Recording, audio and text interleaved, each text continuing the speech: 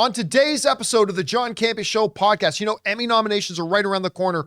Who are the frontrunners to get the best drama, best comedy, best actor and actress nominations? We'll talk about that. Also, with Joker 2 and the Batman 2 coming up in the next while, how are they going to be affected by the DC current streak of failures? We'll go over that. Also, Academy Award-winning actor Arkin has passed away.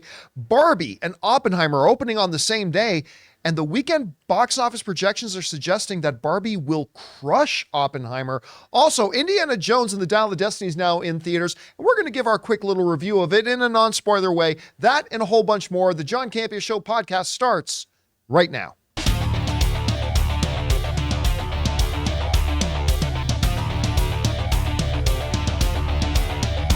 Well, greetings and salutations, everybody. Welcome to the best damn movie-related show on the planet Earth, the John Campea Show, coming from right here in our quaint little studio, brought to you in part by our friends at Mint Mobile. I am, of course, your host, John Campea, and it is an awesome honor and privilege, as it is every day, to have you, our international friends, gather around as we talk about our favorite things in the world: movies, movie news, TV, and streaming, and all sorts of good stuff. Not just giving you our opinions, but also giving you information and context so you guys can form your own well-informed opinions, whether they're the same or completely different from ours. I'm joined in studio today by Ray Ora. Friday, baby. Running the show is Jonathan Voico. Hello, everybody. Chris Carr is here. Hi, guys. And most importantly, you guys are here. Thank you so much for being here and making this show part of your day. And here's how the show is going to go. We're going to spend the first part of the show talking about those topics we just listed off. But then in the last part of the show, we're going to take questions from our YouTube channel members. If you guys are listening to this on our podcast feed, we also have a YouTube channel where we put up some short videos every day. And we have some incredibly supportive channel members there. And we like to every day ask them to give us some topics and questions for us to discuss. And we're going to do just that in just a few minutes. Also, if you guys happen to be taking in this show on YouTube, the best way to experience the John Campea Show podcast is via the podcast feed. Go and find the John Campea Show podcast on your favorite podcasting app of choice, whether that's Apple Podcasts, right there, look at all those stars, that's amazing, Spotify, or whatever your favorite podcasting app of choice is. Search for the John Campea Show podcast and subscribe to it today so you can take it in whether you're commuting, on the treadmill, whatever it is you're doing. Running from the law. Running from also it's a Freudian slip. Subscribe to it today so it'll be there when you need it. All right, guys, with all that down, let's get things started here, shall we? On July 12th, so just a couple weeks away, we are going to get the actual official nominations for this year's Emmy Awards, which are going to happen in September. And, you know, TV lately has just been insanely good. There's been such great stuff out there. And every year for the last couple of years when the Emmys and the nominations come out, there's a lot of discussion. There's some really, really high quality stuff out there. So what's going to get nominated this year? Well, that is the topic of today's Mint Mobile Hotline Question of the Day. Listen, guys, if you have a question or a topic for the show that you'd like to hear on the show or in one of our standalone YouTube videos, go ahead and call it in anytime 24/7 at 951-268-4259. And again, today's question is about the upcoming Emmys. Hi, John. This is Jonathan from Florida. The Emmy nominations are coming out soon on July 12th. I was wondering what you would like to see nominated and when. Personally, I believe Succession and Ted Lasso will conquer again. And do you think Bob Odenkirk will finally win for Better Call Saul? He's very deserving, and the show has lost all 46 of its nods. Thanks. First of all, is that statistic true? Has Better Call wild. Saul never won a single Emmy and have been nominated 46 times? That would be quite. Chris is looking into that now. That's kind of crazy. Oh my gosh. So yeah, the Emmys are coming up here, and the official nominations come out on the 12th. Now, most of the major trades have now kind of released what they all feel are the front runners. Chris, you look shocked. Yeah, it has lost 46 noms. Yeah, And it's never won a single Emmy. It's never won any of them. That's nutso butso. Oh my, that's got to be some kind of futility record. I mean, hey, they got 46 nominations. That's amazing. Bananas. But 46 not times a bridesmaid. one win, 46 times a bridesmaid. So I thought we would go over some of the major categories here about what the major trades are basically suggesting are going to be the front runners for the major categories. and kind of what we think about them. So we're going to look off Variety's list because I found Variety's list is kind of the middle ground. It's pretty much most reflective about what all the major trades are kind of saying. So we're going to go off this. So we're going to start off with the big one, Best Drama Series. And the front runners for nominations are Better Call Saul, The Crown, House of the Dragon, The Last of Us, 1923, Succession, The White Lotus, and Yellow Jackets. They've got the 3 little red stars there besides Succession. That denotes that they think that's going to win. To me, the show that should win is The Last of Us. That to me was the best series on television this year. Certainly House of the Dragon should be in the conversation. Certainly Succession should be in the conversation. But they're saying that the favorite is Succession. I think it should be The Last of Us. Chris, you're looking at that list. You feel good about the list. And what do you think would be your pick to win? And what do you think will be the legitimate frontrunners? Oh, strong list. Great list here. I love this. Love the inclusion of Yellow Jackets. That makes me happy. I think it will go to Succession. Great show. Wonderful show. But It's magnificent. I think individual awards, right, for, writing in episodes or acting awards and things like that, I think you're going to see a lot more for The Last of Us. But for overall win, I can see why Succession is pulling. Unpopular opinion. I'm not a huge White Lotus fan. I'm not either. Okay. Everybody was raving about it. Yeah. So I sat down with Ann and I watched a bunch of it. No, I haven't watched every single episode, but I watched watched all a of bunch it. of it. And I'm like, You were like, it's hilarious. I'm like, you have I'm a waiting weird for sense me of to humor. get it. Yeah. Like I don't. I understand it's satirical, but I don't think it's not my kind of satire because it's not really pushing enough. I have a feeling a lot of the accolades are for season 2, which I didn't get to because season 1, I was like, And you know who really got me to watch it? It was Erin. Erin really got me to watch it. yeah. She loved the show. And Loved I the usually, when Erin recommends something to me, I usually end up really loving it. But White Lotus is the one thing that was kind There's of a different season for me. 2 role though that Erin, the actress who does it is brilliant, but Erin would have crushed too. Erin would be great on a show like that. Oh, of course she would have She'd been. be great Yes. on all the shows though. All right, so that's the best drama series. Best comedy series, which, by the way, is another category that's been getting stronger and stronger. You got Abbott Elementary, which I believe they won the Emmy last year, Yes. which was the first time in, 12 years that a network show actually won the Emmy for Best Comedy. So it's been a long time, and you see Variety has them denoted as the favorite again. Barry, the Bear, which... I laugh watching The Bear, but I love it. But yeah, Barry and the Bear are ones that are these comedies? yeah, still, I or would at all? definitely put The Bear under drama. At any rate, The Marvelous Mrs. Maisel, and of course we got Rachel Brosnahan, who is the star of that show, has won many awards for that show. She is now a new Lois Lane.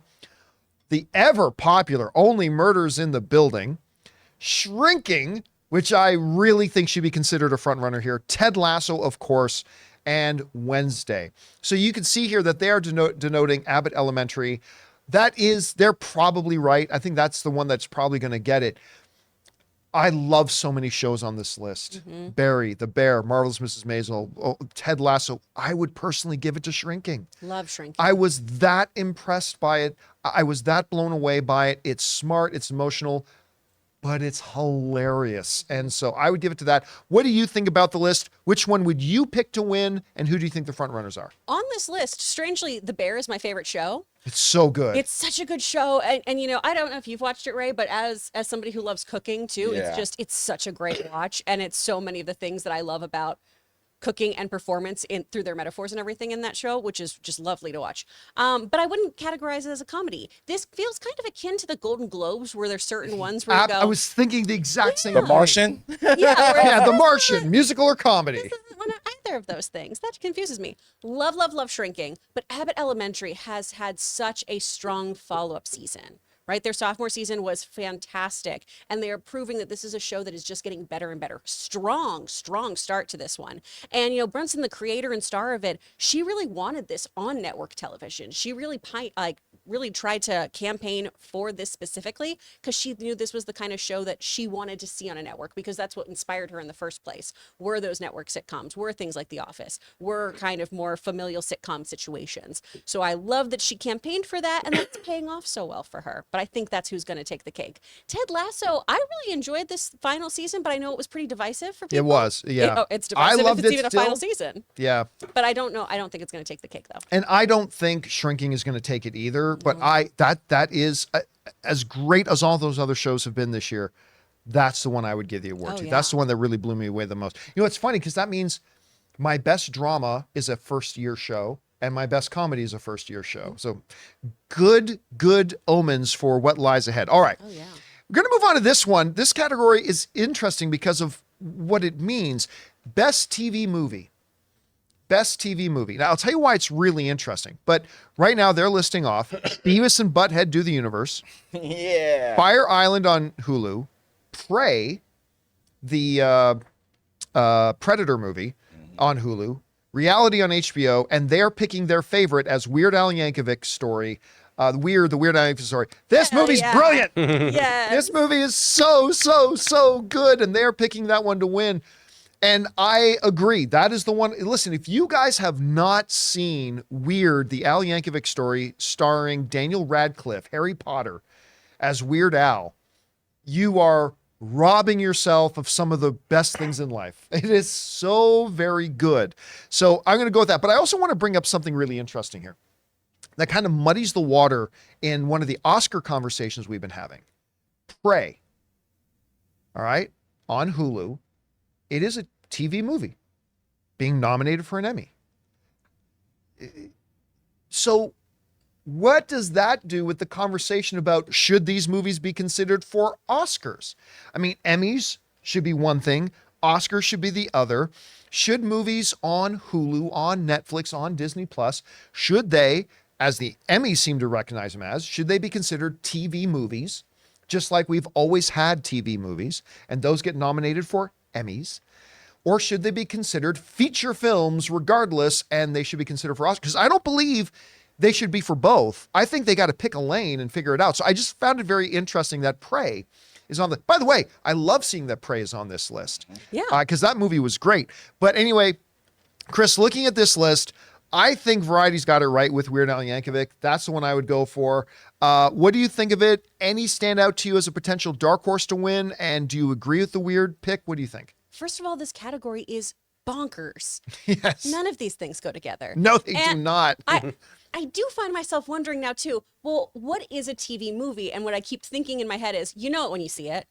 And and for me, it's I grew up, you know, with the ABC special film each Sunday, you know, Sure. the Yep. Disney Channel originals and stuff. And they do have a certain aesthetic, and they certainly have a certain budget usually assigned to them. Yes, they do. And these movies don't adhere to that. So now I'm just left wondering what makes these TV movies aside from the fact that they were on these streaming services. So that is interesting. I love the Weird Al Yankovic story. So I love good. it so much. It's so great. Prey is fantastic though. That's the one that I feel is the outlier here because it doesn't feel like a TV movie to me. Yeah. It feels so theatrical. My feelings are, if it ticks the boxes on their rules, then it's in. That's fine. And I don't care if it's in both. If it change the rules. Ooh. Change the rules if you Ooh. don't like it. But You're a again, that's the maverick. thing, You're though. a What renegade. is a TV movie? I mean, like I said, historically, Well, did there's it run? always been TV movies, Did right? Prey ever run in a theater? I don't know. They did a premiere Well, I at thought, the yeah, theater. I saw Yeah. they did a special fan thing that I did go Okay, see theaters. so it would not qualify for an Oscar based on that. But So then it- again, Inhumans played in theaters before it debuted on Same with The NBC. Boys. Right? I So went and watched it in theater. yeah, so I mean, so what's the movie with top? Anyway, I love their pick of Weird Al. Reality, The I fact think, is that- the. Oh, sorry. Go ahead. I was going to say Reality, I think, is the one in last place here because I don't think enough people know about Mm. it. Sydney Sweeney's great, and it's about an NSA whistleblower, but Yeah. it's not getting traction. I was just gonna say the fact that it's 2023 and Beavis and Butthead is in the conversation. That's a win enough. Yeah. That's a What's win enough. going Yeah. on here? Congratulations. All right, let's move on to the next category, which is Best Actor in a Leading Role in a Drama. Yeah. And look at this lineup. Jeff Bridges for The Old Man. Brian Cox, which he has won in this category before, for Succession. Kieran Culkin, also for Succession. Harrison Ford in 1923. I have a bone to pick with this, by the way, but I'll get to that in a second. Point of contention. Bob Odenkirk for Better Call Saul, and Variety does have him listed as their favorite, and Pedro Pascal Yeah. for The Last of Us. Guys, these are TV actors. Yeah. One day, maybe they'll get to be in movies. So maybe they'll catch their break Wow. one of these days. I'm going Pedro Pascal. Hell yes. But I agree with Variety. They're going to give this to Bob Odenkirk. I mean, it doesn't matter. This is his last season playing the role. His 47th They are nomination. 0 for 46.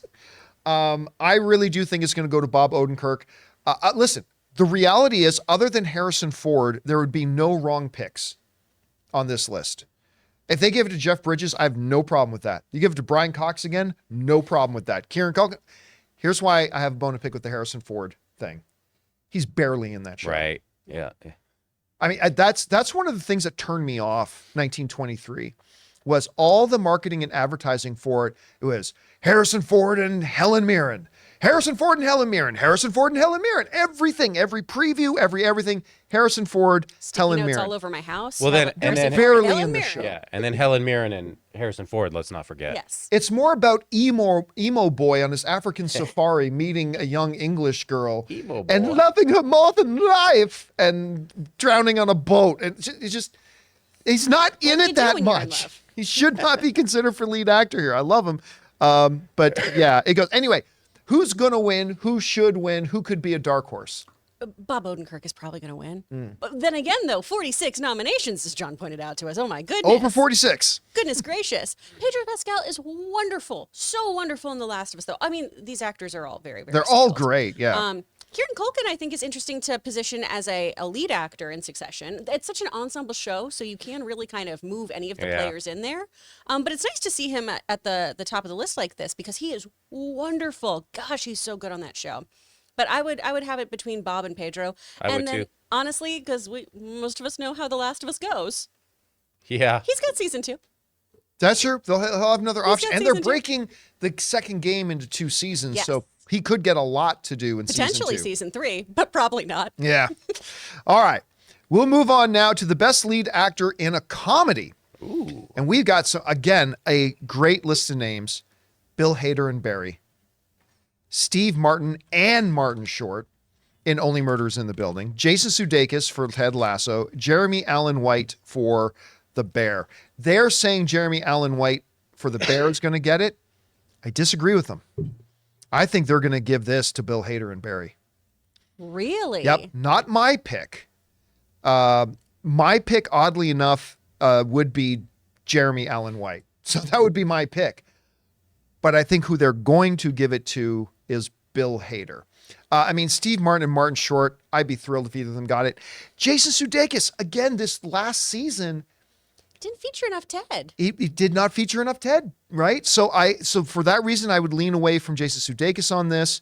I honestly would have had Jason Segel on this list for Shrinking. Sure. Not that I would have given him the win, but I would have liked to say, but I think they're going to give it to Bill. Remember, we're talking about Bob Odenkirk's final season, blah, blah, blah.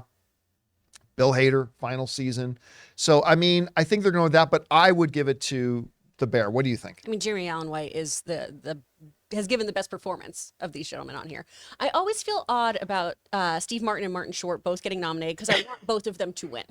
I Right. view Yeah. the two of them with Selena Gomez. Let's not discount her. I view that trio as such an integral part of that show and its success because they all have such wonderful chemistry. So it always feels weird to just zone in on one of them. I mean, just to be listed on a list with Steve Martin and Martin Oh, Short, that's my honor. But That's- that's the nonsense. Oh, my God. That is the moment where it truly is an Yeah, honor just to be you're like, nominated because oh. you're on that list right there with legends. I was Yeah. listening to Steve Martin comedy this morning. Barry and The Bear both were not comedies this season. While there are funny moments, and I know this is obviously, I don't think the latest season of The Bear is part of this. Maybe it is. Barry got incredibly dark. Yeah. And drifted so far from being a comedy and no longer was, Barry's story of redemption or anything. Now, Hader did a great job with that, but it also was a very odd season They stuck the landing they wanted to. That show got away from me where I went, what is the point of this now? I don't know how we got here, but okay. But Jeremy Allen White's performance is so good as Carmi. He's so wonderful on that show. I just don't think it's a comedic performance. He'll probably win it, and I do think he's the best performer here, but I just don't think he's in the right category. All right. We move on now to, we're only going to cover this because I think it's such a lock. Best guest role on a drama. Ooh. The nominees are Murray Bartlett for The Last of Us, Bryan Cranston for Better Call Saul, James Cromwell for Succession, Arian Moayed for Succession, Nick Offerman for The Last of Us, and Andy Serkis for Andor. First of all, love seeing Andy Serkis' name on there because he was great in Andor. But take out another mortgage on your house, sell your cars, gather every dollar you can, go to a Las Vegas sports book and put all your money on Nick Offerman winning this. It's a foregone conclusion. Nick Offerman is winning this award. It's like everybody talked about it. You know, it got to the point where I went to go see Nick Offerman live in do a comedy show a few months ago.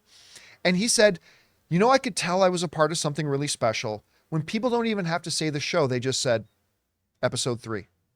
That's how moving and how important that episode was and what he did. All people have to say is episode 3. And you know exactly what they're talking about. And he's going to win this. I mean, I love the fact that they also nominated Murray because Murray was magnificent in that. Bryan Cranston, Better Call Saul, James Cromwell, again, his appearance in Succession is great. And I love the Andy Serkis thing in there. But yeah, Nick Offerman's going to win this. Any remote doubts in your head that Nick Offerman's getting this? The Nick Offerman and Murray Bartlett situation is very much like the There Will Be Blood example you give often. Nick is so good in this that you forget how great Murray is. Because he has to provide That's a great this comparison. lovely, dynamic, kind person who makes you go, there are things worth living for, even in this kind of world. And that person is the absolute personification of carrying on. So he had to do so much heavy lifting that does get overlooked because Nick's so good in this. Yeah. But it's going to go to him. I am thrilled to see Andy Serkis nominated, though. Me too. He is one of my favorite Well, remember, it's not nominated. Oh, well, just shortlist that shortlisted they up here. believe he is a favorite to get a nomination. I love him so much. He is so incredible. I mean, he's the mocap goat. He's so great at everything he does. And his work on Andor, even people who I was talking to who weren't super on board with it, where it was, I don't know if I like this show. This kind of isn't my vibe for Star Wars, which is totally fine, you know? It's my vibe. I'm not a Rogue One fan, and this kind of changed the needle on that for me. But people who got to those episodes with Andy Serkis were, oh, okay. Now I see. Now I see what the buzz is about here. Finally getting his due after being snubbed for his work in 13 going on 30. Just want to throw that out The there. moonwalk alone after Thriller. Come on. All right. Now we move on to our best lead actress in a drama series. Melanie Linsky in Yellow Jackets. Helen Mirren in 1923. Again, should not be on this list. She's barely in the show. Elizabeth Moss for Handmaid's Tale. Bella Ramsey for The Last of Us. Sarah Schnook for Succession. Imelda Staunton in The Crown. Listen, Variety is pegging that Sarah Schnook is going to win this thing. I don't see how she doesn't. Bella Ramsey was fantastic in The Last of Us. Elizabeth Moss every year turns in a brilliant performance in Handmaid's Tale. Again, I don't think Helen Mirren should be on the list. This is going to be I think this is really going to be Succession's year, probably. But yeah, I think Sarah's got this. Who do you think is going to win this? Did Variety get it right? And who would you pick? I think this is a really strong list. I do think Imelda has some, standing ground here. She's great on The Crown. She does a wonderful job as Elizabeth, so she does really, really excellent work there. Sarah Snook, though, was wonderful. I've only seen her in Succession. I need to see her in some other things because I said the exact same thing about her. Yep. Yeah, I so associate her with Shiv, which I think is a testament to how well she's done that character. Somewhere, Logan is screaming, "Shut your mouth, Campea," because Helen Mirren deserves to be on every list. He's going to want her nominated so he can tune into the Emmys, see her, create a shrine for her. So, that's my household. All right, let's go on to Best Actress in a Comedy Series now. They have listed Christina Applegate in Dead to Me, Rachel Brosnahan, of course, our new Lois Lane for The Marvelous Mrs. Maisel, Quinta Brunson in Abbott Elementary, Natasha Lyonne in Poker Face, and Jenna Ortega in Wednesday. They've got it listed that they believe Quinta Brunson's going to win this. I don't see anybody beating her. To be honest, there might be a sentimental pick for Christina Applegate. She's retired now from acting. She has health issues, things like that. And she is great in Dead to Me. Fabulous. Oh, yeah, she's fabulous on that So show. there might be a little bit of a thing there with, Marvelous Mrs. Maisel now wrapping up its run. There might be some voting there for Rachel Brosnahan, but honestly, I think Brunson's got this. What do you think? And she's won awards for this before. Yes, she has. She's won awards for playing Midge. I think Quinta Brunson has it. Yeah, she's done a wonderful job. And so this is where I go, okay, yes, this is absolutely a comedy, but you also see those heartbreaking moments that a person goes through. Because comedy and tragedy, right, they're just two sides of the same coin. And she does such a great job of playing just absolutely horrible moments in a person's life. She has a mom that just can't support her and be the person she needs. She really struggles, and she can play those moments with such sincerity and honesty and then flip it and tell a joke right in the same moment. She's incredible. And she created that show. She deserves all the roses. All right, guys, listen, there are other categories we could get through, but we spent a lot of time on this one, so we're going to move on from this. But there's a lot of great stuff. It's going to be interesting to think. I think a lot of these picks is exactly what we're going to get when the nominations are announced. So we'll see how that all works out. All right, with that down, guys, let's make it a special day and take another Mint Mobile hotline question today here, shall we? Because this next one up is really interesting. It's asking basically, how could Joker and Batman be affected by the current DC failures? Check it out. Hey, John and crew. Just wondering if you think Joker 2 will benefit next year from being the only DC movie coming out next year? Or do you think it will struggle because of what DC is associated with as of this year? It is the first Elseworlds labeled movie, and I don't know how that will fare for the general movie-going audience. Thanks. Have a great day. All right. Thanks a lot for calling that in. And it's a really interesting question because, we've talked a lot lately about the fact that the struggles of the DCEU. All right. And remember, Matt Reeves is the Batman and Joaquin Phoenix's Joker are not a part of the DCEU. That they're totally separate things. Still, in the DCEU, no film in the last 5 years, since 2018, when Aquaman came out, that movie made $1 billion. But since then, none of the DCEU movies have even managed to make $400 million. None of them. The struggles are real and they're harsh. And even now with Flash, Flash is now struggling. Despite the fact that Flash is a great movie. Mm-hmm. Is it? But it is struggling massively. Big flop. I got there. Of course, Shazam 2 was a big flop. Black Adam couldn't make it to $400 million. Suicide Squad, Birds of Prey. I mean, it just goes on and on, right? So how will that affect Joker 2 and Matt Reeves' The Batman 2? Well, it should be pointed out that in that 5 years of loneliness, sadness, and disparity that the DCU has suffered, Joker and Matt Reeves' The Batman came out. Joker made over $1 billion. And got nominated for Best Picture at the Academy Awards and won Joaquin Phoenix Best Lead Actor.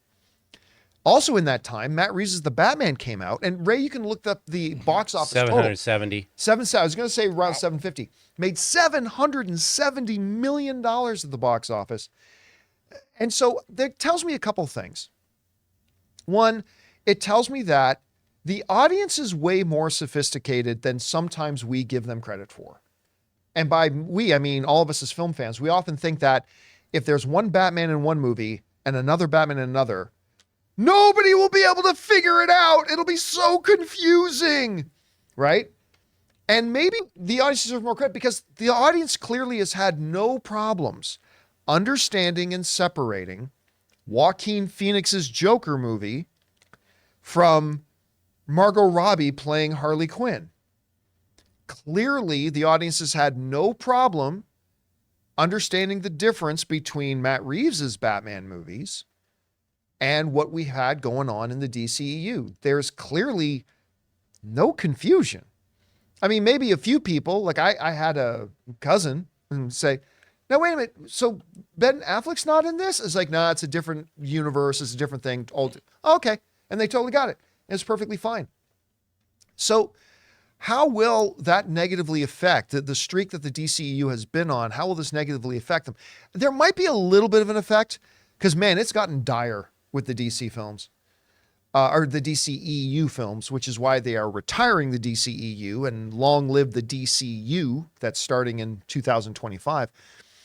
But they also asked the question, could there be benefit, right? In 2024, there's only one movie with a DC label on it.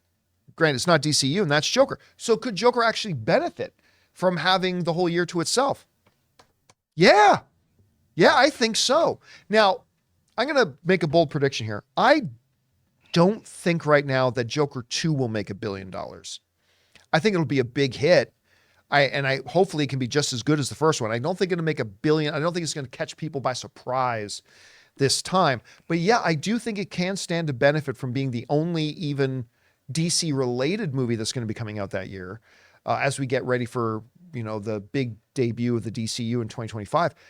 And then who knows when the Batman 2 will come out? I mean, we just basically have no idea at this point. But anyway, Chris, we've talked a lot about the very well documented struggles of the DCEU, a franchise that never lived up to its potential. Despite the fact that I like most of their films, but they did not live up to the potential and they constantly failed.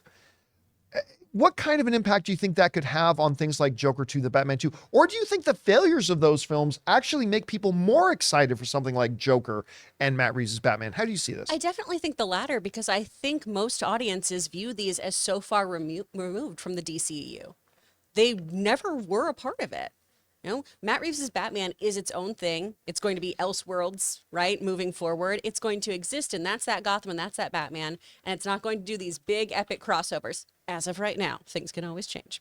Same thing with the Joker. This was before always meant to be this standalone, isolated incident of a movie, right? This is this psychological exploration of somebody who happens to be part of Batman IP. Is really the approach we took there, because we've got like baby Bruce Wayne and a little bit of that, a little bit of Alfred, a little bit of, Thomas in there. Really isn't a Batman movie at all at the end of the day. You could have named it Taxi Driver and it would have felt the same. You could have named it, anything. But I do think that this has a lot of potential to do well removed from all of that, right? Being on its own, having Lady Gaga in it, which whether you like her or not, she's got a huge following. She gets acting accolades all the time. She's a great actress. Well, she was, I got to admit, I had some doubts going into A Star Is Born. She's amazing. She erased all my doubts. She's wonderful in that film. You got Brendan Gleeson joining the cast. Incredible actor. I mean, coming off the heels of Banshees of Inisherin, So you've got a lot of good things in here for the prestige category of this movie. You don't go into a Joker movie thinking this is going to be a great summer blockbuster. Right. Yeah. This is a searing psychological look at something. And it seems like they're going to do some interesting stuff with this whole idea of shared madness. I hope it's executed well and everything. But I think it stands to do quite well because it doesn't attach itself to the stench that DCU has been farting around lately. Right. I mean, you actually, the Batman was one of the few movies I think you saw multiple times in theaters. Yeah. So, like with all the struggles that the DC's having, do you think movies like The Batman 2 and Joker 2, are they going to be hurt by the stench of DC, or could they actually benefit from being different from the DCU? I don't know. What do you think is going to happen? Here's what's crazy. As the year has gone on as the time has passed since we watched The Batman, every DC movie that has come out has made me appreciate the Batman a lot more. To the point where when Batman 2 comes out, I'm there day one. That's it. That's all I gotta say. That movie is so good now to me. I mean, I say now as in I knew it was always a good movie, but it wasn't until now where it's probably the best DC branded movie I've seen in a long time. As in outside of DC, like as a movie just in itself. Right. It's such a change from what we've seen from the DCEU. I love your comparison there about like saying watching all these other DCEU movies since has just made you appreciate it more. You know what it reminds me of? And Chris, I'm going to need you to do some information validation here. Information validation. Or debunking. Okay. there is a stereotype out there. And I was sitting one night with Anne and 3 of her friends. You know all 3 of them. And they told me this is a fact beyond a shadow of a doubt. I'm like, all right. Because there's this stereotype out there that girls, I wouldn't doubt if guys do this too, but that girls will oftentimes strategically hang out with other girls who are not as attractive as they are. So they look even more attractive. And like Anne and I thought that was going to get shoved. And Anne and all of her friends were like, yep, 100%. Yep, we can be shallow too. Some people do that. It's the Duff, your designated ugly friend. Oh I my hang out with perfect God, tens. what is? I hang out with perfect tens, No. baby. All my friends are gorgeous inside and out. That's just you being nice. No. Yeah. You I hang out with You pretties. can't save yourself now. I've seen Ray's your booked a party with me. I've friends are seen pretty. I've seen your Instagram feed. I think you hang out with half of them as a charity. Oh my God. Wow. I'm kidding. Oh my It's a Lord, joke. John. It's a total Wow. joke. I'm not being serious. No, people already turned off the thing You got ugly friends? after you said Now all of Chris's I don't friends have were any wondering, friends. is he talking about zero. me? Now, right now it's the, am I the one? Anyway, so what were we getting at now? Oh yeah, watching other DC movies actually make the Batman and Joker look even better. So like, contrary to what our person's asking is like, could it hurt? It actually could be that their struggles might actually be holding up or really promoting and elevating Joker and Batman 2. And I'm going to disagree with you about the billion and the Joker too. Don't do it. I actually Don't do think it. it's going to make a Both, billion. And I'm you really guys both think it can hit a I'm billion? really serious about that. I'll throw out Blue Beetle, like $1 billion Billion Beetle, baby. Deep down inside, I'm just trying to josh you or whatever. But this one, I actually do think because actually, wait, it's a musical, right? No, Yes. not really. Well, no, there's going to be musical numbers in it. I Yeah. don't think it's going to be it's not going to be Sound of Music. Okay. At least I don't think it is. From what I understand, Right, there's going to Chris? be yeah. some musical numbers. I don't think it's a full-blown musical. Although, I mean, listen, Matt Reeves hasn't called me and told me that directly. Higher, right? Or not Higher Matt than a Reeves. billion? No, like $1 billion. Do you think Joker? Who's the Oh, Hangover she doesn't. director? It's only me. Who's the Hangover director? Todd. Todd Phillips. yeah. Todd Phillips is the director of Joker 2. I was not- about to say Todd Screwdriver. That's wow. Todd Screwdriver. Wow. Is My that- brain is not my Phillips. ally today. Get it. Hey. Okay. Yeah. All right, guys. With that down, we're going to take just a quick break here and thank the sponsor of today's episode of the John Campea Show podcast, our friends and my mobile service provider. They should be yours, Mint Mobile.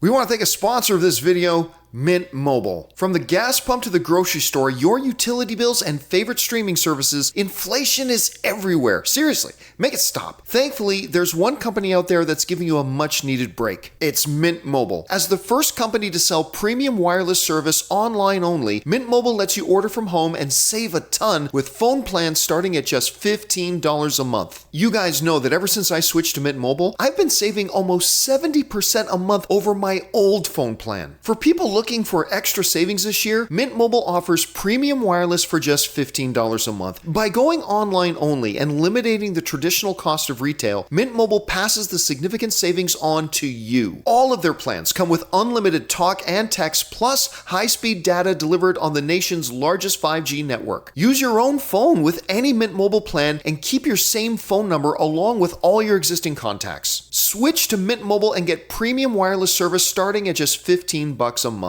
To get your new wireless plan for just $15 a month and get the plan shipped to your door for free, go to mintmobile.com/Campea. That's mintmobile.com/Campea. Cut your wireless bill to $15 a month at mintmobile.com/Campea. And thank you to our friends at Mint Mobile for being my mobile service provider and sponsoring this episode of the John Campea Show. All right, guys. With that down, let's get into some sadder news here today. We woke up this morning and read the news of the passing of Oscar-winning iconic actor Alan Arkin. Has passed away. I have not read, the first reports I read were pretty early and there was no cause of death yet revealed when I read the story last, so I don't know if it's out now. Alan Arkin ended up in his career, he had 4 Academy Award nominations. And he was nominated in 1967 for The Russians Are Coming, The Russians Are Coming. 1969 for The Heart is a Lonely Hunter. And in 2007, he won for I know this is stereotypical to say this about the one he won an Oscar for, but I think my favorite performance of his in Little Miss Sunshine, and then of course Argo Fuck Yourself, for Argo, which won Best Picture at the Academy Awards that year. Also, he was nominated for Best Supporting Actor in that. Another movie I really think about when I think of him is Glengarry Glen Ross. Mm-hmm. You know, a lot of times, I mean, he was a great leading man, but he was also a great, and you can bring this up, Jonathan, he was also just a great supporting actor. He was a great character actor. What was this called? The Kromsky or Chomsky effect? Kaminsky method. Kaminsky method. That's what it is. That he was in there. He did some great stuff with Michael Douglas in there as well. I mean, he was just a guy and an actor who, you know, Patton Oswalt put out a tweet about it. And he basically said, this was a guy who could literally do anything on screen. If you needed a menacing villain, he could be that. You needed the funny, quirky uncle, he could be that. You needed the laugh man, he could be that. You needed the straight man, he could be that. He was just, I think we took him for granted.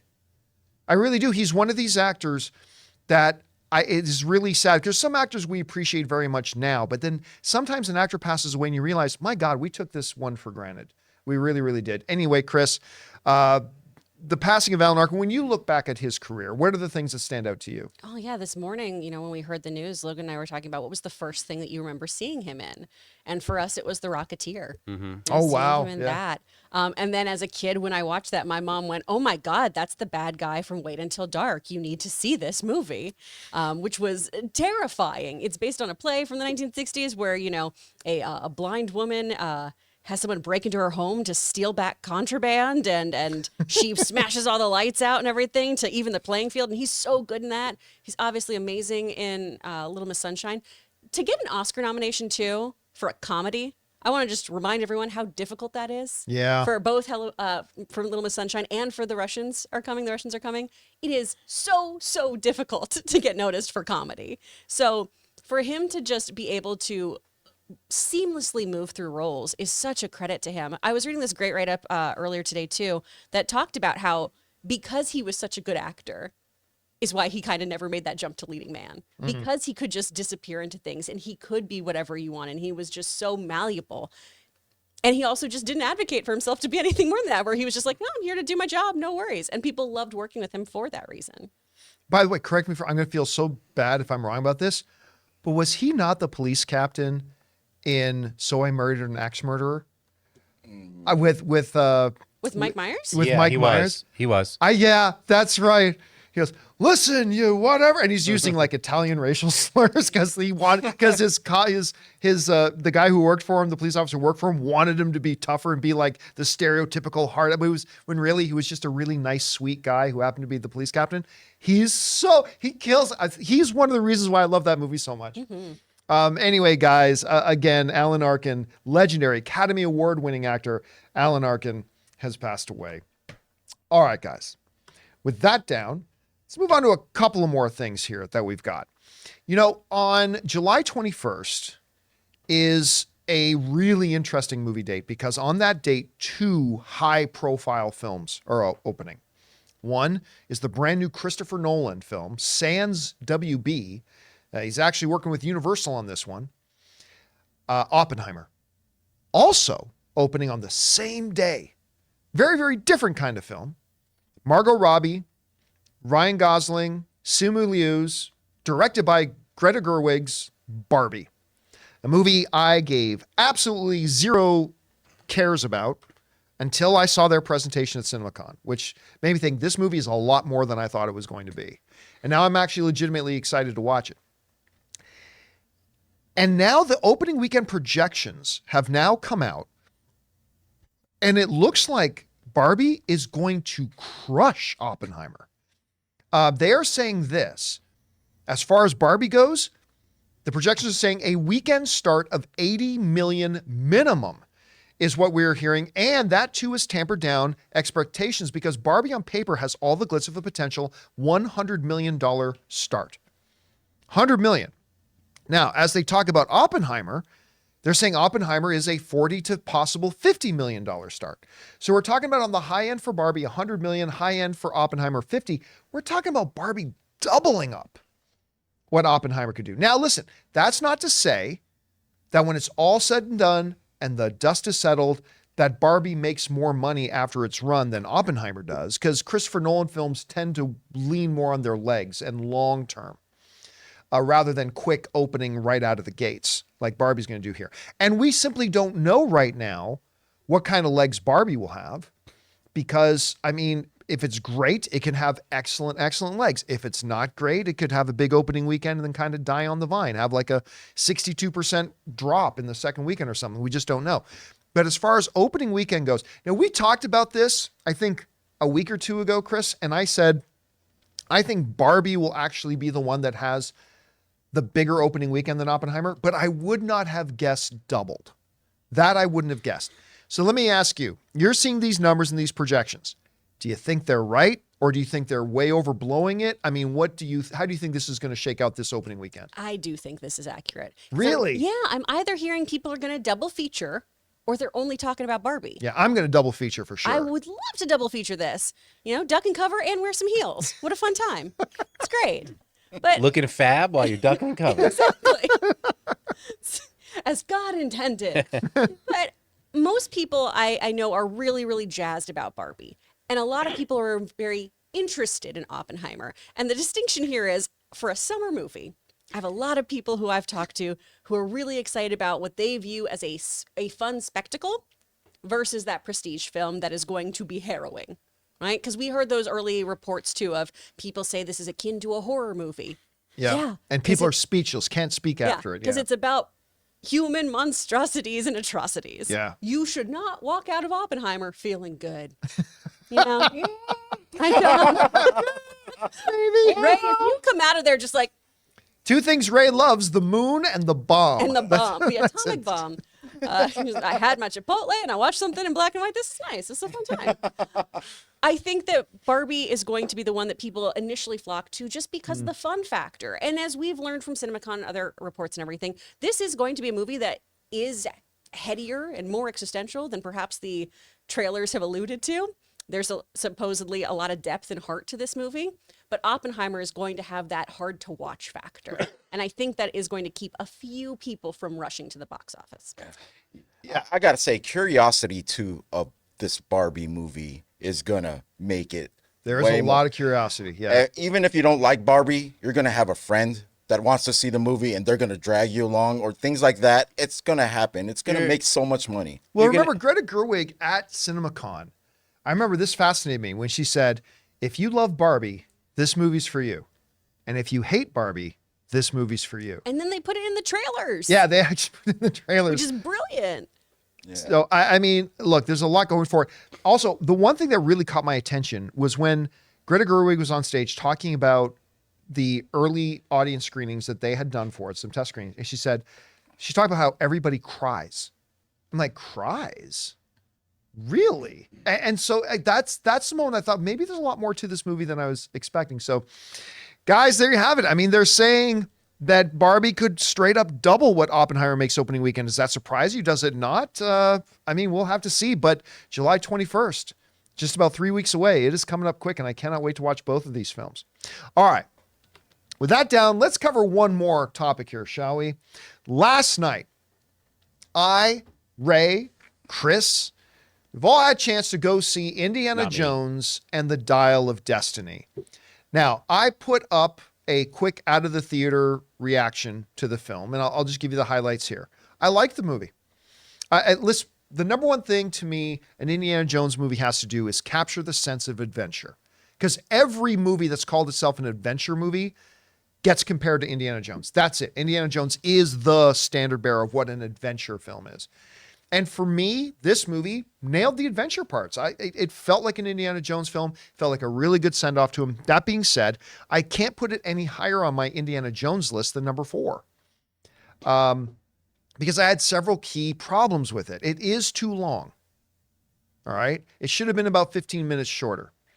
I found the action ending a little bit anticlimactic. to be honest with you. The very ending of the film was actually quite satisfying, but the action ending of the movie, a little bit that. Also, I thought they had Harrison Ford do a little too much in it as far as believing what this 80-year-old actor the character could actually do, like beating the hell out of a clearly younger, more physically in shape person constantly through the film. And my biggest problem, I think, was Phoebe Waller-Bridge, who is great in the movie. Her performance is fantastic, but her character's an asshole.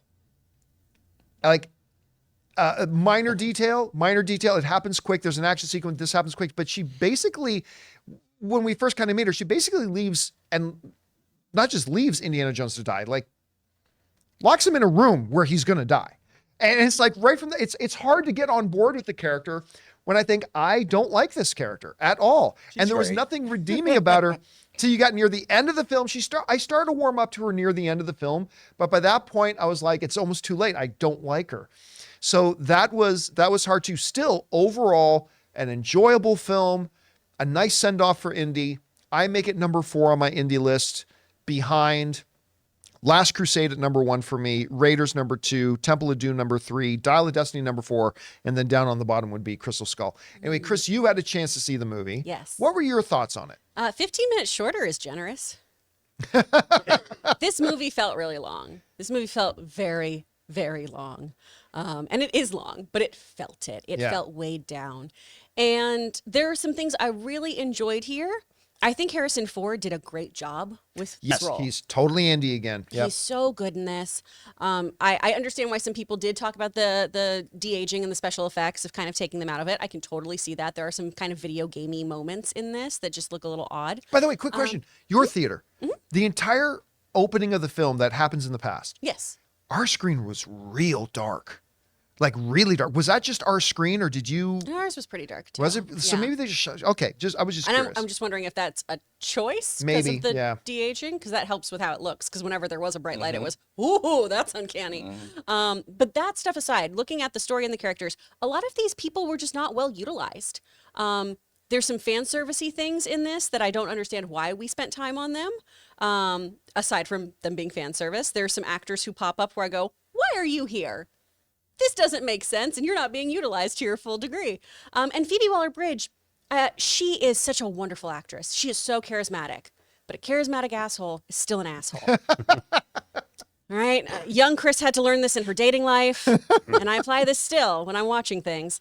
And she just, a lesser actress would have made you hate her the whole time. Yeah. Right? So I do give her absolute credit for that. But there's so many choices that did seem like, let's make her do a lot of irredeemable things, and let's try to position her as someone that you're gonna like because other people like her. And that feels lazy. Yeah. You know, it's like 2 movies in a row now for Indiana Jones, because it's almost the exact same story as Kingdom of the Crystal Skull.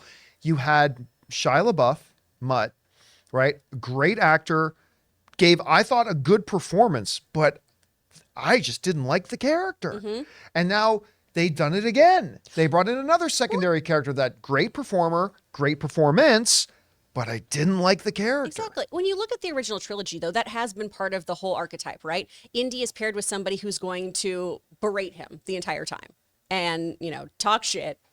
And he's going to have conflict with them. But that worked with Marion in the first one, and it worked with Short Round in the second one, and Well, even Short his Round own was perfect. father in the girl third in one. Spielberg's wife, I believe, right? In Temple. Oh, Kate Capshaw? Yeah. Yeah. Not a fan of that one. The role, not the Right. person. And then obviously Sean Connery, right? When you have that kind of banter, that works in those for the most part. Here, while it felt like classic Indy, there were also moments of, no, this person's going to get you killed. I don't think we should trust him. I shouldn't have that issue while I'm also seeing actual Nazis and being like, I don't know which one we should go with. I should be very clear cut. No, get away from the Nazis. Go. Yeah, Mads Mikkelsen was great too. He was, but that's another person who I wish we utilized him a bit more too. Great work from him. He had some really great nuanced moments too, reacting to other characters. There's a line he says in the movie. I'll say completely out of context, so you won't understand this line if you haven't seen the movie, so it doesn't spoil anything. but there's a line he says, and if you've seen the movie, you'll know what I'm talking about. The line says, "How are you enjoying your victory?" And that was every once in a while, a line gets delivered in a movie where I go, wait, I wish I could pause the movie right now just to kind of soak that in for a second. And again, if you haven't seen the movie, that didn't spoil anything for you because you don't know the context. yeah. But that line really hit me It well. is chilling where it's, oh, that was delivered so well, and also, fuck you. Oh, it's great. I will say Mario Kart is involved in that scene. It's just a joke. I was going to say, wait, what? Just because of the line, and then just throw. Okay, I was going to say, forget it. What movie were you watching? But what did you think about the movie overall, though? Like, I mean, overall, I'm glad I saw it. It's so fun to see a new indie film Yes. in theaters. Like, that's really cool that I got to see an Indiana Jones movie in theaters. I felt the same way about Crystal Skull. There are some really fun moments. There's some really great action in it. Again, Harrison Ford is so fantastic in it. Third act, called something slightly incorrectly and then went, oh no, it's going to be that. Nailed it.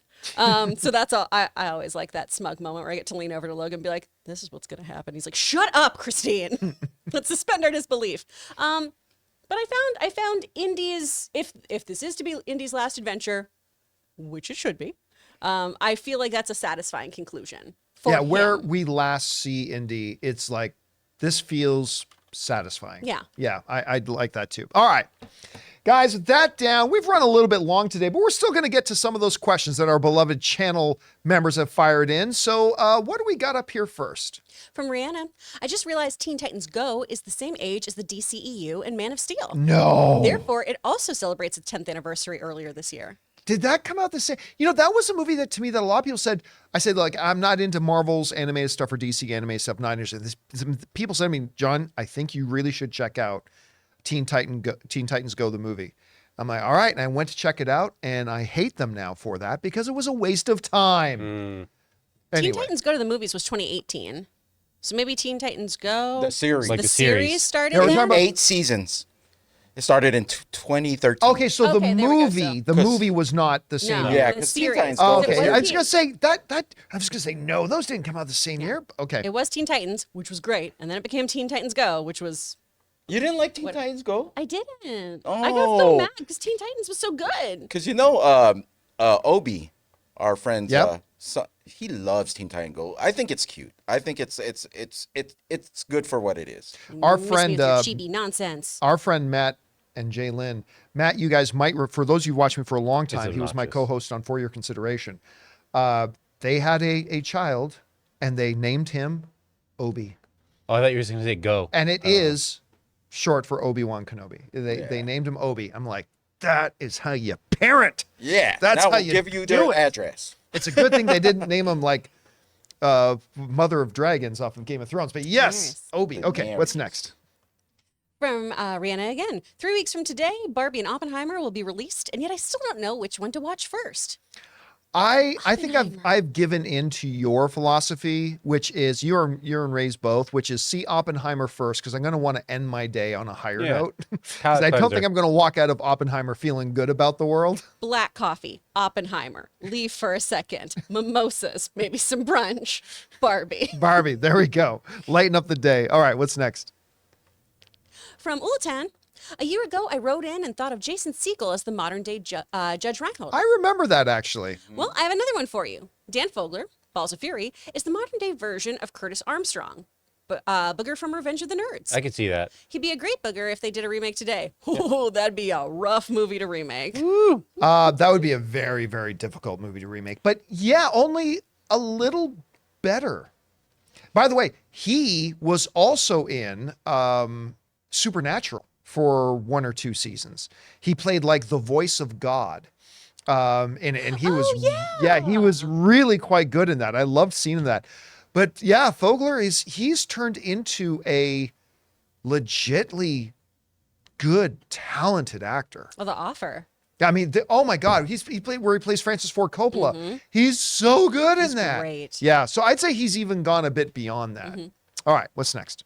From Dad Jokes, any individual movie scores that are in your top 10 or 20, but the composer themselves aren't considered in the top 10 or so? Mine is Conan the Barbarian score by Basil Polidorus. Polidorus. Thank you. The Conan score is so good. I don't have, listen, I've said this before, I'll say again. I don't chart composers. I mean, yeah, you've got your greats. You got your Zimmer. You've got obviously John Williams, the GOAT, the greatest of all time. You got Shore, and you've got Giacchino, and you got like a whole bunch in the app. But I don't really personally have lists like that. So, all right, what's next? From Dad Jokes Again, talking about Age of Ultron, do you think Ultron would have been more impactful as a villain if they didn't give him a moving face, but more of a mask type look? Similar to Darth Vader, an emotionless face can sometimes make a villain more cold or intimidating. It can, but I think they made the right creative choice there. I give him a little bit of expression, because when you got the voice of James Spader behind it, that is begging for some expression, and you can do a lot with that. Yeah, of course, there are examples of things when it worked just fine. Darth Vader, for example, sure. But Darth Vader was never as expressive. And when they really wanted to have an emotional hit moment, they took his mask off. So I could totally see where you're coming from. I personally think it was the right to give him some expression. What do you think? I feel like it kind of would have been jarring if his face didn't move. Yeah, I mean, the idea of it too, that he was evolving, Yeah. so that, and trying to become more human and mimic his father, which was Tony Yeah. Stark. Here I am defending the damn movie, but I do wish they didn't give him teeth. It's your favorite little now, right? little But nubby let's teeth. not Oh, yeah, pretend like that it was was a super animated face. Yeah. Like Yeah. it was very, very, very subtle. No, they did great on the animation. Of Yeah, I thought it worked well. All right, what's next? From CJ Rebirth, a while back for the Spider-Verse spoiler discussion, what I meant by it pulling a Silence of the Lambs was me referring to the twist where we learn Clarence and the FBI are in different locations. Oh, I'll be honest with you, CJ Rebirth. I think I took about 300 questions for the Spider-Verse Oh, open dang. spoiler discussion, so I don't remember the context of the question, to be honest with you. So, you were probably talking about then the ending of the Yeah. movie, which I don't want to go into it just Right. because again, Just in case. it's still in theaters right now. The movie is still in theaters, so I don't want to go into that. But I could totally see the comparison you're making. But I did love the musical cue in that moment where you're like, Oh yeah, Yeah. oh yeah. All right. Sorry what's for next? Ron Burgundying that, and now I meshed up It's a Wonderful Life and Silence of the Lambs. Clarence got his wings once, he got rid of Buffalo Bill. Disney freak. As today is the final day of June, would you agree that this month has been the best month for new releases since 2019? well, I mean, that's before pre-pandemic, so yeah. Yeah. I mean, I've said a lot over the past month, and I've put it into our newsletter as well. By the way, we have a newsletter that goes out every day. Make sure you subscribe to that. The fact that I've forgotten that this is what being a movie fan is supposed to be. I will never again take for granted the fact that almost every week we now have movies that I'm really excited about seeing coming out. Now, they don't always turn out great, but it has been years since I've been able to say that. Years since we've been able to say, like, hell, that in 1 month we have 3 movies I'm looking forward to, let alone 6. And we just did a July preview yesterday. We got some damn good looking stuff coming up in July too. Yeah. Speaking of July, I just was looking at the release calendar. Uh-oh. How did I not know about this Beanie Bubble movie? What is a Beanie Bubble movie? It's on Apple TV Plus. Okay, with so it's not a real movie. Galifianakis, and it's about the Beanie Baby craze. Oh Yeah. yeah. Someone brought that up in a question. It's about- him and Elizabeth Banks. They were talking Yeah. about, Really? I cannot biopics and like startup movies like Flamin' Hot. Yeah. They mentioned that Beanie Baby one. Oh, okay. I'm sorry. I My missed Flamin' Hot was so good. By the way, Monday, we're going to be doing a list since it is the halfway mark of the year. Monday, we will be doing a list of the 10 best movies of the year so far. Spoiler alert, Flamin' Hot's going to be on my list. Oh. Yeah. All right. Let's take time for just a couple more. What's next? Okay. From the movie dimension, happy 52nd anniversary to Willy Wonka and the Chocolate Factory, 1971. Yeah. A lot of people still think the best rendition of that story. I'm in the minority. I actually kind of like Tim Burton's version a little bit better. You don't mess with Gene Wilder. Yeah. I know I'm totally in the minority on That that. checks I'm totally in the minority on that. Well, little Charlie's in his 60s now. Oh, Oh, he's the grandpa in Charlie bed. Bucket. Yeah. That's true. Oh my God. Is that Grandpa still faking Grandpa Joe. his? Taking his illness. Oh yeah, he Laying just in that needed bed. motivation to get out. Yeah. All right. Last question of the day. All What we right. got next? From Jay Calzabar. After 10 years of listening almost every day, I finally became a member. Oh, thank you so much. Love you guys and thanks for all you do. Ray, you are the voice of the people. It's true. The voice of the Oh, people. boy. No, I'm not. And guys, that will do it for today's installment of the John Campea Show podcast. Thank you so much for coming along and making this show part of your day. Big special thank you to our channel members for sending in those topics. Number one, because you gave us great, interesting things to talk about. But number two, by being a YouTube channel member, you actually support everything that we do here. So thank you guys so very much for that support. Guys, have a fabulous weekend ahead of yourselves. Make sure you come on back and join us again next week. So for Ray Ora, Jonathan Voico, See ya. Chris Carr, Bye. my name's John Campea. Thanks so much for being here, guys. And until next time, my friends, bye-bye.